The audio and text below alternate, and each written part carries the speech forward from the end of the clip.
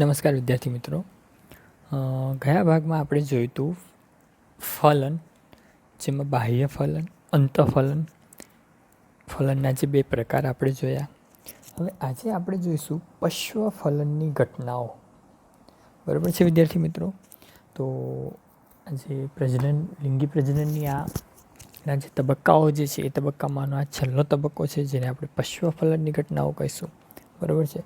ચલો, તો હવે જોઈએ આપણે હવે અહીંયા શું કહે છે કે લિંગી પ્રજનનમાં ફલન બાદ થતી ઘટનાઓને શું કહેવાય છે? અહીંયા પશ્વ ફલન. એટલે કે માની લો જન્યુઓનું જ્યારે જોડાણ થયું, હવે એ જન્યુઓના જોડાણથી યુગ્મનજનું જે નિર્માણ થયું, તો યુગ્મનજના નિર્માણ પછી, એટલે કે જ્યારે જન્યુઓ જોડાણ થાય એને આપણે ફલન કહીશું. તો એ ફલન પછી કેટલી ઘટનાઓ થશે? તો એ જે ઘટનાઓ જે છે એ બધી ઘટનાઓ જે છે એ શેનામાં સમાવેશ થશે અહીંયા? તો કે છે પશ્વ ફલનમાં. બરાબર છે વિદ્યાર્થી મિત્રો? ઓકે, ચલો, તો હવે અહીંયા આપણે કીધું છે કે તેમાં બે ઘટનાઓ હોય. એટલે કે આ જે પશ્વ ફલનની જે ઘટનાઓ છે એમાં પણ અહીંયા બે ઘટનાઓ થશે. જેમ કે એક તો યુગ્મનજનું નિર્માણ થશે અને બીજું થશે ભ્રૂણ જનન. બરાબર છે? યુગ્મનજનું નિર્માણ અને ભ્રૂણ જનન. ઓકે, ચલો, હવે તેમાંનું પહેલું જે છે યુગ્મનજનું નિર્માણ. તો યુગ્મનજ જે છે એ આપણે હવે અહીંયા જોઈએ કે યુગ્મનજ આપણે કોને કહીશું? બરાબર છે વિદ્યાર્થી મિત્રો? ઓકે, ચલો, તો યુગ્મનજ જે છે એમાં પહેલો અહીંયા મુદ્દો આપણે કીધું છે કે લિંગી પ્રજનન દર્શાવતા બધા સજીવોમાં યુગ્મનજનું નિર્માણ થવું એ સાર્વત્રિક ઘટના છે. તો અહીંયા આપણે એવું કીધું છે કે બધા જ જે લિંગી પ્રજનન દર્શાવતા જે સજીવો છે એમાં યુગ્મનજનું નિર્માણ તો થશે જ. એટલે કે એ કેવી છે? યુનિવર્સલ, એક સાર્વત્રિક ઘટના છે. જે સજીવોમાં બાહ્ય ફલન જોવા મળે તેવા સજીવોમાં યુગ્મનજનું નિર્માણ પણ ક્યાં હોય? તો કે છે બાહ્ય માધ્યમમાં, એટલે કે પાણીમાં હોય. બરાબર છે? તો આગળ આપણે ફલનના પ્રકાર જોયા, બાહ્ય ફલન, અંતઃફલન. બરાબર છે? તો એમાં હવે માની લો જે સજીવ બાહ્ય ફલન દર્શાવતું હશે, તો એ સજીવમાં યુગ્મનજનું નિર્માણ પણ ક્યાં થશે? બાહ્ય માધ્યમમાં. કેમ? તો કે છે એમાં જન્યુઓનું જોડાણ પણ ક્યાં થતું હતું? તો કે છે બાહ્ય માધ્યમમાં, એટલે કે પાણીમાં. જેથી યુગ્મનજનું નિર્માણ પણ ક્યાં થશે? અહીંયા બહારની બાજુ. અને તેવી જ રીતના કે જ્યારે અંતઃફલન દર્શાવતા સજીવોમાં યુગ્મનજનું નિર્માણ ક્યાં થાય? તો કે જે સજીવ દેહની અંદરની બાજુ થશે. તો આમ ફલનની ઘટના દર્શાવતા જે સજીવો છે એ સજીવોને આધારે યુગ્મનજનું નિર્માણ જે છે એ બાહ્ય ફલન હોય તો બહારની બાજુ થશે, અંતઃફલન હોય તો માદા દેહની અંદરની બાજુ શું થશે? યુગ્મનજનું નિર્માણ થશે. બરાબર છે? ચલો, તો આ આપણે અહીંયા થોડી યુગ્મનજની અહીંયા વાત કરી. હવે આગળ આપણે અહીંયા જોઈશું કે યુગ્મનજ જે છે એ યુગ્મનજનો વિકાસ જે છે તે કેવી રીતના હોય. વિકાસ એટલે કે માની લો જન્યુઓનું જોડાણ થશે, ત્યારબાદની પ્રક્રિયાઓ જે છે એ શું હોય તે. તો અહીંયા હવે જોઈએ કે યુગ્મનજનો આગળનો વિકાસ અહીંયા એવું કહે છે કે સજીવ કેવા પ્રકારનું જીવનચક્ર ધરાવે અથવા તો તે કેવા પર્યાવરણમાં વસે તેના પર આધારિત હોય. તો જો કે આપણે આગળ જોઈ ગયા છીએ કે બધા સજીવો જે છે એ બધા સજીવોમાં જીવનચક્ર જે છે એ બધાના કેવા હોય? જુદા જુદા હોય. તેમના વસવાટ, એટલે કે આપણે પર્યાવરણની જો વાત કરીએ તો પર્યાવરણ પણ બધાનું કેવું હોય? જુદું જુદું હોય. તો આમ એ સજીવ કેવા પર્યાવરણમાં અથવા તો કેવું જીવનચક્ર ધરાવતું હોય તેના આધારે તેનો વિકાસ હોય. હવે અહીંયા કેટલાક ઉદાહરણ અહીંયા આપણે આપે છે કે સામાન્ય રીતે લીલ અને ફૂગ જેવા સજીવોમાં યુગ્મનજ જે છે તે જાડી દિવાલ વિકસાવે જે શુષ્ક અને નુકસાન સામે પ્રતિકાર કરે તથા અંકુરણ પામતા પહેલાં વિરામ સમયગાળામાંથી પસાર થાય. તો હવે જો અહીંયા આપણે અહીંયા સમજાવ્યું છે કે લીલ અને ફૂગ હોય, માની લો, તો જ્યારે એમનું નિર્માણ થશે, એટલે કે જ્યારે એમના જન્યુઓનું જોડાણ થશે, ત્યારે હવે એ જે યુગ્મનજ બનશે તે યુગ્મનજ કેવું હશે અહીંયા? તો કે જે એક તો કેવું હોય? જાડી દિવાલ એની ફરતે શું જોવા મળશે આપણે? માની લો આ યુગ્મનજ છે, તો એ યુગ્મનજ જે છે એની ફરતે આ રીતના શું થશે? જાડી દિવાલનું નિર્માણ થશે. હવે એ નિર્માણ શા માટે થયું? તો એ આપણે અહીંયા કીધું જ છે કે શુષ્કતા અને નુકસાન સામે એ શું આપશે? પ્રતિકાર આપે. બરાબર છે. તથા અંકુરણ પામતા પહેલાં એ વિરામ સમયમાંથી પસાર થશે. એટલે કે એ યુગ્મનજનું જેવું નિર્માણ થશે, એટલે કે એવું કહેશે કે યુગ્મનજ બન્યા પછી એ તરત જ એનામાંથી નવા સજીવ, એટલે કે આગળની પ્રક્રિયા જે છે વિકાસની, તે થશે નહીં. એ થોડા સમયે શું થશે અહીંયા? તો કે છે થોડા સમય એ વિરામ અવસ્થામાં રહેશે. બરાબર છે. એ વિરામ એનો જે સમયગાળો જે છે એ સમયગાળો એ પસાર કરશે. બરાબર છે. ચલો હવે આગળ અહીંયા જોઈએ તો અહીંયા આપણે કીધું છે હવે કે એકવિધ જીવનચક્ર ધરાવતા સજીવોમાં યુગ્મનજ અર્ધીકરણ દ્વારા એકકીય બીજાણુઓ સર્જે, જે એકકીય સજીવમાં વૃદ્ધિ પામે. બરાબર છે વિદ્યાર્થી મિત્રો.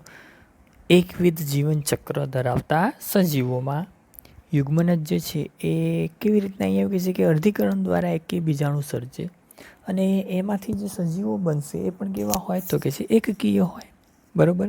હવે એકવિધ જીવનચક્ર, તો હવે આના માટે તમે યાદ કરો ધોરણ 11 ચેપ્ટર નંબર આપણે તમે ભણી ગયા છો 3, જેમાં એકવિધ, દ્વિવિધ, એકદ્વિવિધ જીવનચક્ર જે આપણે જોયું તે. તો હવે આ જે છે મતલબ કે એકવિધ જીવનચક્ર ધરાવતા સજીવો હોય એમાં યુગ્મનજનું નિર્માણ જે છે થયા બાદ એમાં શું થતું હતું? તો કે છે અર્ધીકરણ થતું, અને એ અર્ધીકરણથી નવા એકકીય બીજાણુઓ બનતા, અને એ બીજાણુમાંથી શેનું નિર્માણ થતું? તો કે છે સજીવોનું નિર્માણ થતું. બરાબર. ઓકે. હવે આગળ અહીંયા કીધું છે કે આમ યુગ્મનજ જે છે એ એક પેઢીથી બીજી પેઢીના સજીવો વચ્ચે સાતત્ય જાળવતી જીવંત કડી છે. માનવ સહિતના બધા જ લિંગી પ્રજનન દર્શાવતા સજીવોમાં, એટલે કે બધા જ લિંગી પ્રજનન દર્શાવતા સજીવોનું જીવન એક જ કોષ તરીકે યુગ્મનજથી શરૂ થાય. તો જો અહીંયા હવે આપને થોડું સમજાવ્યું છે કે જે યુગ્મનજનું જે નિર્માણ થાય છે એ યુગ્મનજ, એક તો શું કીધું છે આપણે કે આ જે યુગ્મનજ હોય એ યુગ્મનજ કેવું છે અહીંયા? તો કે છે એ એક જ કોષ હોય. મતલબ કે આ યુગ્મનજ જે છે એ કેવો હોય? એક જ કોષ હોય. તો આમ જે લિંગી પ્રજનન દર્શાવતા જે સજીવો હોય, એટલે કે એમાં મનુષ્ય પણ હોય, એ બધામાં એવું કહે છે કે આ જે યુગ્મનજ જે છે એ યુગ્મનજ એ એક કોષ કેવો છે? એક જ કોષ હોય મતલબ. અને ત્યાંથી જ એવું કહે છે કે જીવનની શરૂઆત થશે. એટલે કે એક કોષમાંથી આખા દેહનું નિર્માણ થશે. બરાબર છે વિદ્યાર્થી મિત્રો. તો અહીંયા આપણે આ યુગ્મનજની અહીંયા વાત કરી છે કે કેવું હોય, કેવા સજીવોમાં એનું નિર્માણ વગેરે કેવું હોય તે. બરાબર છે. ચલો તો અહીંયા આપણે જોયું યુગ્મનજ. બરાબર છે. ચલો હવે આગળ અહીંયા આપણે હવે જોઈએ કે બીજો જે એનો ઘટક જે છે, બીજો પ્રકાર જે છે, જેને આપણે હવે કહીશું ભ્રૂણજનન. બરાબર છે. ગેમેટોજીનેસિસ. ચલો તો ભ્રૂણજનનમાં હવે શું કીધું છે તે. ભ્રૂણજનન એ યુગ્મનજમાંથી ભ્રૂણના વિકાસની શું છે? પ્રક્રિયા. બરાબર છે કે યુગ્મનજમાંથી ભ્રૂણના વિકાસની શું છે? આ પ્રક્રિયા. એટલે કે આપણે આગળ જોયું કે જન્યુઓનું જોડાણ થવું, યુગ્મનજ બનવા, ભ્રૂણ નિર્માણ, અને એ ભ્રૂણમાંથી શું બનશે? આખા વિકાસ પામી અને સજીવનું નિર્માણ થશે. તો આમ આ જે ભ્રૂણના વિકાસની પ્રક્રિયા જે છે, એટલે કે યુગ્મનજમાંથી, એને આપણે શું કહીશું? ભ્રૂણજનન. બરાબર છે. હવે એવું કહે છે કે ભ્રૂણજનન જે છે એમાં મુખ્ય કેટલા પ્રકારની ઘટનાઓ બનતી હોય? તો કહે છે મુખ્ય 2 પ્રકારની. એટલે કે માની લો યુગ્મનજ જે છે, એક તો એમાં શું થશે? કોષ વિભાજન થાય, અને બીજું થાય કોષ વિભેદન. આ યાદ રાખવું બંને. પહેલી પ્રક્રિયા જે છે તે કઈ હોય? તો કે છે કોષ વિભાજન, અને બીજી પ્રક્રિયા જે છે એ હોય કોષ વિભેદન. આ 2 પ્રકારની ઘટનાઓ જોવા મળે. ચલો પ્રથમ જે છે એ શું છે અહીંયા તો કે છે કોષ વિભાજન અને ત્યારબાદ કોષ વિભેદન. આ બે પ્રક્રિયાઓ થશે, બરાબર છે. એટલે કે માની લો યુગ્મનજનું નિર્માણ થયું, એ યુગ્મનજમાંથી હવે આગળની જે પ્રક્રિયા થશે એટલે કે સજીવના નિર્માણની જે પ્રક્રિયા હોય એ પ્રક્રિયા દરમિયાન એક તો એ યુગ્મનજ જે છે એનું કોષ વિભાજન થાય, જેને આપણે સમભાજન પણ કહીશું, બરાબર છે. એટલે કે એ એક કોષ હતો, એ એક કોષમાંથી ઘણા બધા કોષોનું શું થશે, નિર્માણ થાય અને ત્યારબાદ કોષ વિભેદન થશે. હવે આ બંને પ્રક્રિયાઓમાં શું તફાવત છે એ આપણે હવે અહીંયા જોઈએ કે કોષ વિભાજન જે છે આ ક્રિયા જે છે એના કારણે શું થાય, કોષોની સંખ્યામાં વૃદ્ધિ એટલે કે વધારો થાય, બરાબર છે. એટલે કે એક કોષ હતો એમાંથી 2, 4, 8, 16 એ રીતના કોષોની સંખ્યામાં શું થાય, વૃદ્ધિ થશે. જ્યારે કોષ વિભેદનને કારણે શું થશે તો કે જે કોષની વિવિધતા વધે, બરાબર છે. તો આ બંને ખાસ યાદ રાખવું કે કોષ વિભાજનમાં શું થાય અને કોષ વિભેદનમાં શું થશે. તો અહીંયા એવું આપણે કીધું છે કે કોષ વિભેદનના કારણે કોષની વિવિધતા વધે, જેથી કરીને એટલે કે તેથી અલગ અલગ પેશી, અંગ અને દેહની રચના થાય. તો જો અહીંયા જ્યારે કોષ જે છે એ વિભેદીકરણ પામે એટલે કે વિભેદન પામે ત્યારે એમાંથી જ પેશી, અંગ, દેહ વગેરેનું નિર્માણ થશે. એટલે કે એનું વિભેદન થવું શું છે, અહીંયા જરૂરી છે. તો આમ અહીંયા એવું કહે છે કે યુગ્મનજ એ કોષ વિભાજન અને કોષ વિભેદન બે મહત્ત્વની ઘટનામાંથી પસાર થઈ અને બાળ સજીવનું શું કરશે, નિર્માણ, બરાબર છે વિદ્યાર્થી મિત્રો. તો આમ અહીંયા એવું કહે છે કે બાળ સજીવનું નિર્માણ કેવી રીતના થયું તો કે છે યુગ્મનજ જે છે એમાં પહેલાં તો શું થયું, કોષ વિભાજન થયું, ત્યારબાદ એમાં કોષ વિભેદન અને આમ વિભેદન થતાં નવા બાળ સજીવનું શું થાય, નિર્માણ થશે, બરાબર છે. ચલો હવે આગળ અહીંયા આપણે જોઈએ કે આ જે ભ્રૂણજનનની ક્રિયા જે છે એ વનસ્પતિ અને પ્રાણી એ બંનેમાં કેવી હોય, અહીંયા તો કે છે અલગ પડતી હોય. એટલે કે થોડું એમાં જુદાપણું જોવા મળશે, બંનેમાં સરખું હોતું નથી. ચલો તો પહેલું હવે અહીંયા આપણે જોઈશું પ્રાણીઓમાં ભ્રૂણજનન. એટલે કે આ ભ્રૂણજનનની જે ક્રિયા છે એમાં પ્રાણીઓમાં કેવા પ્રકારનું જોવા મળે તે ભ્રૂણજનન અથવા તો યુગ્મનજનો વિકાસ. ચલો તો અમે એમ કહે છે કે પ્રાણીઓમાં ભ્રૂણજનનની ક્રિયા બે પ્રકારના પ્રાણીઓ જૂથમાં વહેંચાય. સમજ્યા વિદ્યાર્થી મિત્રો? એટલે કે આ પ્રાણીઓમાં આ જે ક્રિયા જે છે એને આપણે બે જૂથમાં વહેંચશું. એટલે કે એના આધારે બે જૂથમાં પ્રાણીઓ જે છે એને બે ભાગમાં વહેંચી શકાય. એક પ્રાણીઓ કે જેને આપણે શું કહીશું, અંડપ્રસવી, અને બીજા પ્રાણીઓને કહીશું અપત્યપ્રસવી, બરાબર છે. તો અંડપ્રસવી અને અપત્યપ્રસવી. ચલો હવે આગળ જોઈએ કે અંડપ્રસવી પ્રાણીઓ એટલે શું, એટલે કે એમાં કેવી રચના જોવા મળે તે. તો આ પ્રકારના સજીવોમાં યુગ્મનજનો વિકાસ માદાના શરીરની બહાર થાય છે, બરાબર છે વિદ્યાર્થી મિત્રો. તો અહીંયા માદાના શરીરના બહારની બાજુ શું થશે, અહીંયા સજીવ અથવા તો યુગ્મનજનો વિકાસ. અને આ પ્રકારના સજીવો ફલિત અથવા તો અફલિત શું મૂકશે, ઈંડા મૂકે, જેને કારણે આપણે તેને શું કહીશું, અંડપ્રસવી એટલે કે ઈંડા મૂકતા પ્રાણીઓ તરીકે આપણે ઓળખીએ છીએ, બરાબર છે. અને આમ બે પ્રકારના ઈંડા મૂકતા પ્રાણીઓ હોય, જેમાં એક નરમ ઈંડા મૂકતા પ્રાણી અને બીજું સખત ઈંડા મૂકતા પ્રાણીઓ, બરાબર છે. પહેલાં તો અહીંયા આપણે સમજી ગયા અંડપ્રસવી પ્રાણીઓ એટલે તો કે છે યુગ્મનજનો વિકાસ ક્યાં થશે, બહારની બાજુ થશે, બરાબર છે. અને આ પ્રકારના સજીવો જે છે એ શું મૂકશે, અહીંયા તો કે છે ઈંડા મૂકે. કેવા ઈંડા તો કે છે ફલિત અથવા તો અફલિત ઈંડાઓ મૂકે, જેને કારણે એને આપણે શું કહીએ છીએ, ઈંડા મૂકતા પ્રાણીઓ અથવા તો અંડપ્રસવી પ્રાણીઓ. અને એ પણ અહીંયા કહે છે કે બે પ્રકારના ઈંડાઓ મૂકતા પ્રાણીઓ હોય, એક નરમ ઈંડા મૂકતા પ્રાણી અને બીજું સખત ઈંડા મૂકતા પ્રાણીઓ હોય, બરાબર છે વિદ્યાર્થી મિત્રો? ચલો હવે આગળ અહીંયા આપણે જોઈએ કે આ જે નરમ અને સખત ઈંડા જે છે એ કેવા સજીવોમાં હોય. તો પહેલું અહીંયા આપણે જોઈએ નરમ ઈંડા. બરાબર, તો અહીંયા કીધું છે કે અમુક પ્રાણીઓ નરમ ઈંડાઓ મૂકે જેમાં કોઈ પણ પ્રકારનું મજબૂત કવચ જોવા મળતું નથી. બરાબર છે. ઉદાહરણ તરીકે મત્સ્ય અને ઉભયજીવી. તો આ મત્સ્ય અને ઉભયજીવી એવા પ્રાણીઓ છે કે જેમાં એમના ઈંડાઓ જે છે એ ઈંડાઓની ફરતે કોઈ પણ પ્રકારનું કવચ જોવા મળતું નથી. એટલે કે ઈંડાઓ જે છે કેવા હોય? નરમ હોય. અને ત્યારબાદ બીજું જે છે સખત ઈંડા.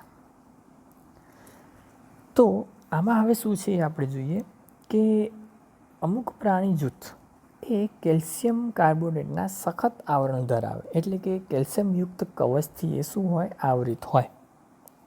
બરાબર છે. અને એ ઈંડાઓ જે છે એ નિશ્ચિત સેવનકાળ પછી સજીવ જે છે એ ઈંડાઓને તોડી અને બચ્ચાઓ એમાંથી શું થશે? બહાર નીકળે. બરાબર છે. એટલે કે આ જે સખત આવરણ હોય જેને આપણે કેલ્શિયમયુક્ત આવરણ કહીશું તે. બરાબર છે. તો એ આવરણ જે છે એ આવરણને અમુક સમય એટલે કે એનો જે સેવનકાળ હોય ઈંડાનો એ જ્યારે એટલે કે બીજા શબ્દોમાં કહીએ તો જ્યારે એ પરિપક્વ થાય સજીવ જે છે એનું નિર્માણ થઈ જશે ત્યારે એમાંથી સજીવ જે છે એ શું થશે? બહાર આવશે. અને એ પણ કેવી રીતના? તો કે જે ઈંડાઓને તોડીને અંદરથી બચ્ચાઓ શું થશે? બહાર નીકળે. તો આ પ્રકારના જે ઈંડાઓ જે છે એટલે કે સખત ઈંડાઓ મુક્ત પ્રાણીઓ જે છે કયા છે અહીંયા? તો કે જે સરીસૃપ અને વિહંગ. બરાબર છે. એ વર્ગના પ્રાણીઓ જે છે એમાં સખત ઈંડાઓ જોવા મળશે.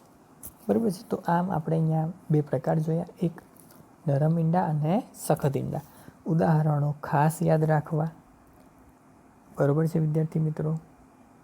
ઓકે, ચલો હવે આપણે બીજો પ્રકાર જોઈએ. તો અહીંયા આપણે જોયું અંડપ્રસવી પ્રાણીઓ. હવે આપણે અહીંયા જોઈશું અપત્ય પ્રસવી પ્રાણીઓ. તો હવે તમને લગભગ તો અનુમાન આવી ગયું હશે જ કે આ પ્રકારના પ્રાણીઓ જે છે એ કેવા હોય તે. બરાબર છે. તો અહીંયા એવું છે કે આ પ્રકારના પ્રાણીઓમાં યુગ્મનજનો વિકાસ માદા દેહની ક્યાં થશે? અંદર થશે. બરાબર છે. એટલે કે માદા દેહની અંદર જ શેનું નિર્માણ થયું? યુગ્મનજનું નિર્માણ. આમ સજીવ જે છે એ દેહમાં જ અહીંયા કહે છે કે યુગ્મનજમાંથી તરુણ સજીવ વિકસે. બરાબર છે.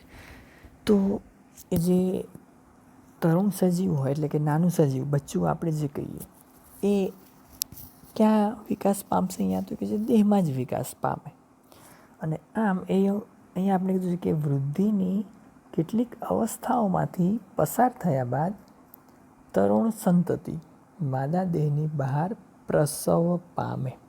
આ શબ્દ યાદ રાખો, પ્રસવ પામે. બરાબર છે.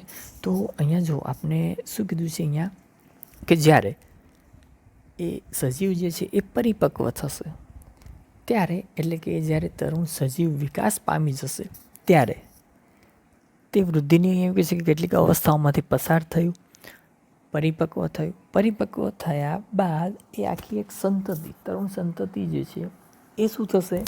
તો કે માદા દેહની બહાર પ્રસવ પામે. જેથી આપણે અહીંયા એમને શું કહીએ છીએ? અપત્ય પ્રસવી પ્રાણીઓ. બરાબર છે વિદ્યાર્થી મિત્રો? તો શબ્દ અહીંયા આપણે સમજાઈ ગયો. અપત્ય પ્રસવી આપણે એને શા માટે કીધું તે. બરાબર છે. હવે અહીંયા આગળ જોઈએ આપણે કે આમ આવા પ્રાણીઓમાં યોગ્ય ભ્રૂણીય કાળજી અને રક્ષણને કારણે તરુણની ઉત્તરજીવિતતાની તકો શું હોય? વધુ હોય. બરાબર છે. તો આ વાક્ય આપણે શું કહેવા માગીએ છીએ તે આપણે સમજીએ કે અહીંયા એક તો આપણે કીધું છે કે જે સજીવ હોય એ સજીવ ક્યાં વિકાસ પામે? તો કે છે માદા દેહની અંદર. બરાબર. એટલે કે બીજા શબ્દોમાં કહીએ તો એને રક્ષણ જે છે એ ક્યાં મળી રહેશે? માદા દેહની અંદર જ મળી રહે. હવે આમ એની યોગ્ય કાળજી પણ દેહની અંદર જ લેવાશે જેથી એને રક્ષણ મળી રહે અને જેના કારણે એ જે તરુણ હોય, તરુણ એટલે કે જે બચ્ચું હોય અથવા તો સજીવ હોય એની ઉત્તરજીવિતતાની તકો વધે. એટલે કે ભક્ષકો હોય એના દ્વારા ભક્ષ્ય પામવાની સંભાવના કેવી હોય? ઓછી હોય. તો ફેક્ટ વસ્તુ છે અહીંયા મિત્રો, અહીંયા સમજી સિમ્પલ વસ્તુ છે. માની લો અંડપ્રસવી છે. હવે ઈંડાઓ જે છે એ ક્યાં હોય? તો કે છે તો બહારની બાજુ હોય. એ ક્યાંક સજીવો હોય એમને એ ઈંડાઓ તો ક્યાંક મૂક્યા હોય. તો એ ઈંડાઓ જે છે એ ઈંડાઓને ભક્ષકો દ્વારા ખાઈ જવાની સંભાવના કેવી હોય? વધુ હોય. એની સરખામણીમાં અપત્ય પ્રસવીઓમાં એવું હોતું નથી. બરાબર છે. જેથી તરુણની ઉત્તરજીવિતતા જે છે એમાં શું હોય? તો કે છે એની તકો વધે. એટલે કે નુકસાન પામવાની સંભાવનાઓ જે છે, હાનિ પહોંચવાની સંભાવનાઓ કેવી હોય? અહીંયા ખૂબ જ ઓછી. ચલો હવે આગળ અહીંયા આપણે જોઈએ તો આ આપણે અહીંયા જોયું પ્રાણીઓમાં થતું ભ્રૂણજનન. હવે આપણે જોઈશું વનસ્પતિમાં થતું ભ્રૂણજનન. બરાબર છે. તો જો આ હવે અહીંયા જે આપણે કીધું છે તે આપણે ઓલરેડી ચેપ્ટર 3માં તમે ભણી ગયા છો જ. આવૃત બીજધારીની જે આખી જે બેવડું ફલન વગેરે તમે ભણ્યા હશો, તો એમાં થોડું ઘણું અહીંયા તમને હવે અહીંયા અંદાજો આવી જશે કે એમાં શું કહેવા માગે છે વગેરે આપણે. બરાબર છે. ચલો તો વનસ્પતિમાં થતું ભ્રૂણજનન આપણે હવે જોઈએ. તો શું કીધું છે અહીંયા કે સામાન્ય રીતે વનસ્પતિમાં યુગ્મનજનો વિકાસ જે છે એ ક્યાં થશે? અંડકમાં. હવે અંડક શું છે તે તમે ઓલરેડી ભણી ગયા છો જ. નથી ભણ્યા અથવા તો ખબર નથી તો તમે આગળના આપણે ચેપ્ટરમાં એનો સવિસ્તાર અભ્યાસ કરીશું જ. બરાબર છે. તો અંડક જે છે એ ક્યાં હોય, એનું સ્થાન ક્યાં હોય વગેરે તમે એનાથી પરિચિત હશો જ. બરાબર છે. ચલો તો અહીંયા કીધું છે કે વનસ્પતિમાં યુગ્મનજનો વિકાસ જે છે એ ક્યાં થશે? તો કે જે અંડકમાં થાય. તેમાં ફલન બાદ હવે ફેક્ટ વસ્તુ છે કે ફલન જ્યારે થશે પછી આગળની જે ક્રિયાઓ થાય એની વાત કરી છે અહીંયા કે ફલન બાદ શું થશે અહીંયા? તો કે જે ફલન બાદ સ્ત્રી કેસર સિવાયના બધા જ ભાગો જેવા કે વજ્રપત્ર, દલપત્ર, પુકેસર, તો આ બધા ભાગ જે છે એ શું થાય? ખરી પડે. એટલે કે માત્ર અને માત્ર સ્ત્રી કેસર જોવા મળશે. એટલે કે આ બધું ક્યાં હોય? તો તમે જાણો જ છો, પુષ્પમાં હોય આ બધું. એટલે કે જે પુષ્પના જે બીજા ભાગો હોય એ બધા શું થશે? તો કે છે ખરી પડે. બરાબર છે. માત્ર ને માત્ર સ્ત્રી કેસર જ જોવા મળશે. બીજા બધા ભાગો જે છે એ ફલનની ક્રિયા જ્યારે થશે પછી એ બધા ભાગો શું થશે? ખરી પડશે. પણ અહીંયા એક ઉદાહરણ આપ્યું છે અહીંયા કે અમુક વનસ્પતિમાં વજ્રપત્ર જે છે એ ખરતા નથી. હવે ફલન બાદ વજ્રપત્ર જે છે એ ખરતા નથી. એટલે કે એ ફળની સાથે જ હોય, જેને આપણે શું કહીશું? ચીરલગ્ન. બરાબર છે વિદ્યાર્થી મિત્રો, આ શબ્દ પણ તમે ભણી ગયા છો જ. ચલો તો આ ચીરલગ્ન જે છે એના ઉદાહરણો જે છે એ શું હોય? યાદ કરો.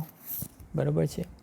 યાદ કરી અને બુકમાં તમે ઉતારો કે ચીરલગ્ન જે છે એના ઉદાહરણ કયો છે. એક ઉદાહરણ હું માત્ર આપું તમને, ટામેટા. બરાબર છે. બીજા ઉદાહરણ જે છે તમે જાતે યાદ કરો. ચલો હવે આગળ અહીંયા જોઈએ તો અહીંયા આપણે કીધું છે કે ફલન પછી બધા ચક્રો જે છે ખરી પડશે માત્ર સ્ત્રી કેસર સિવાય. પછી અહીંયા શું થશે? અહીંયા તો કે છે ફલન પછીના રૂપાંતરણોમાં વિવિધતા જોવા મળશે. જેમ કે યુગ્મનજ જે છે એનામાંથી શું બનશે? ભ્રૂણ બને. અંડક જે છે એમાંથી બીજ બનશે. બીજાશય જે છે એનું શું બને? તો એનું આખું ફળમાં રૂપાંતર થાય.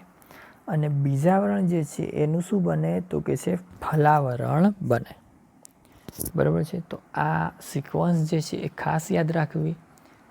MCQ માટે ખૂબ જ અગત્યનું છે. નીટ માટે પણ એ ખૂબ જ અગત્યનું છે કે તમને અહીંયા એવો ક્વેશ્ચન પૂછી શકાય કે બીજાશય જે છે એનું નિર્માણ ખાલી જગ્યામાં થાય અથવા તો અંડક જે છે એનું નિર્માણ ખાલી જગ્યામાં થશે.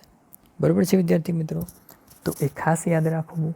ચલો હવે અહીંયા આગળ જોઈએ તો આ બીજાવરણ જે છે એ શેનામાં રૂપાંતર થશે? અહીંયા તો કે છે ફલાવરણમાં. અને આ ફલાવરણ જે છે એ શું છે? અહીંયા તો કે જે રક્ષણાત્મક હોય. એટલે કે ફળ જે છે એની ફરતે શું આવેલું હોય? ફલાવરણ. તો એ આખા એ ફળ વગેરેને શું કરશે? અહીંયા તો કે જે રક્ષણ આપે.